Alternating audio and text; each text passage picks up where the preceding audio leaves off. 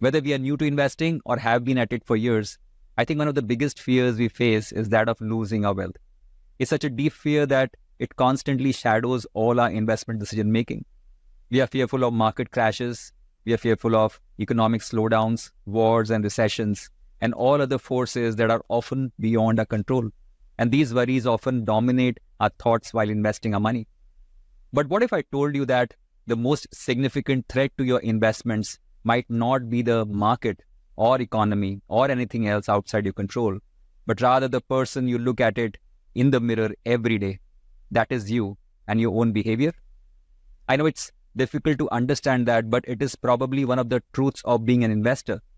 Most of the times, we turn out to be our biggest enemies and the reasons for our wealth destruction.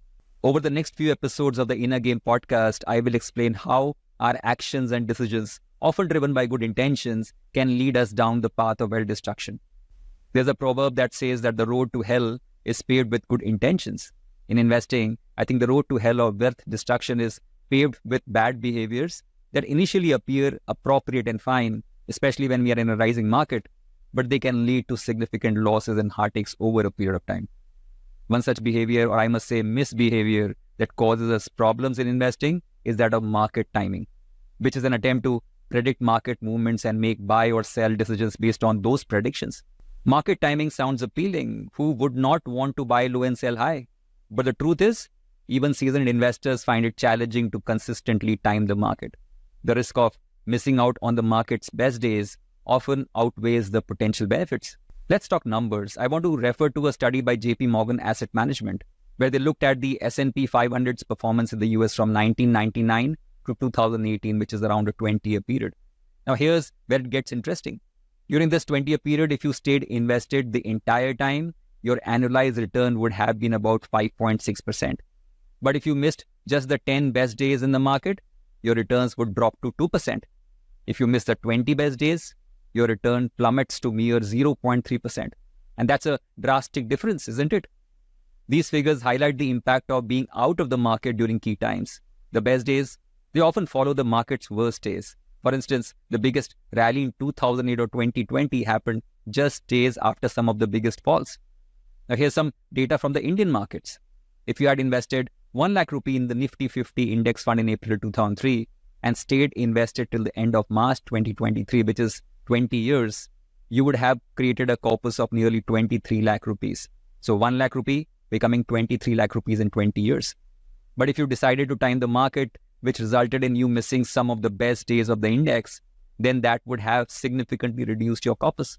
For example, if you missed just 20 best days during this 20-year period, then that would have reduced your corpus to a mere 11.4 lakh rupees, or 40% lower than just being in the market all the time for these 20 years.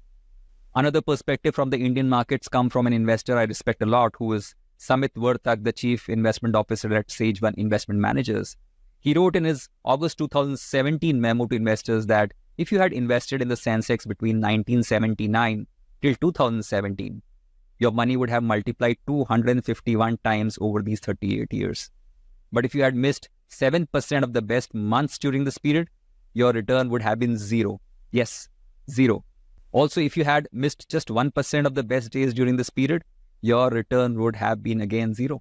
The other side of this is that if you had missed just 1% of the worst months during this 38-year period, your returns would have been 760 times. And if you had missed just 1% of the worst days, your returns would have been 56,800 times. That's huge. Now you may think these numbers show both the downside and upside of market timing. But the problem is that I do not know any investor who is good at avoiding the worst days. But you can make sure that you do not miss the best days in the market. That way, at least, you will end up making the average returns, which would be good enough. Take the example of Warren Buffett. If you just look at the rate of return, he might not seem like the top investor in the world. There have been numerous sprinters in the investment world who've briefly shown higher returns. But Buffett's distinction lies in his endurance, over 50, 60 years in the game. He did not build his wealth by darting in and out of the market or timing the market. In fact, 90% of his wealth was accumulated after he turned 60. Another great example is that of Peter Lynch, the legendary fund manager at Fidelity. He shared a startling fact about his fund. Despite its success, more than half of the investors actually lost money. And why? because they tried to time their entry and exit in a mutual fund. They would jump in after a few good quarters and exit after a few bad ones. And those who reaped the benefits of Peter Lynch's long-term performance were the ones who stayed invested in his fund for the long haul. Now, what's the key takeaway of all this discussion on market timing? I think it's to stay invested, whatever the market is doing. It's not about timing the market or catching the market at its best and avoiding at its worst. Instead, it is about your time in the market. It's about consistent long-term participation as an investor.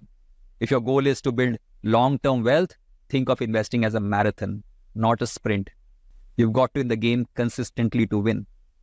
Before I wrap up, I want to leave you with one last thought.